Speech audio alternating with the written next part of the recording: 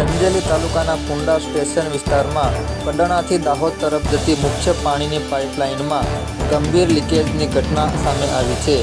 પાઇપલાઇનના વાલ્વમાં સર્જાયેલી ખામીને કારણે મોટા પ્રમાણમાં પાણીના ફુવારા ઉડ્યા હતા, જેના કારણે હજારો લીટર પાણીનો વ્યય થયો છે।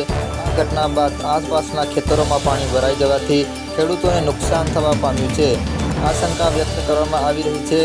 સ્થાનિક સૂત્રોના જણાવ્યા અનુસાર આ સમસ્યા નવી નથી। થોડા દિવસો પહેલાં પણ આવી જ રીતે પાઇપલાઇનમાંથી પાણી વહી જવાના કારણે આસપાસના ખેતરોમાં પાણી ભરાઈ ગયા હતા, જેના કારણે પાકને નુકસાન થયું હતું। આ ગંભીર સમસ્યા અંગે તાત્કાલિક પગલાં લેવાની જરૂરિયાત છે, કારણ કે પીવાના પાણીનો આટલો મોટો વ્યય અને ખેડૂતોને થતું નુકસાન ચિંતાજનક બાબત છે। સ્થાનિક વહીવટતંત્ર દ્વારા આ સમસ્યાના કાયમી નિરાકરણ માટે યોગ્ય પગલાં લેવામાં આવે તેવી લોક માંગ કરી રહ્યા છે।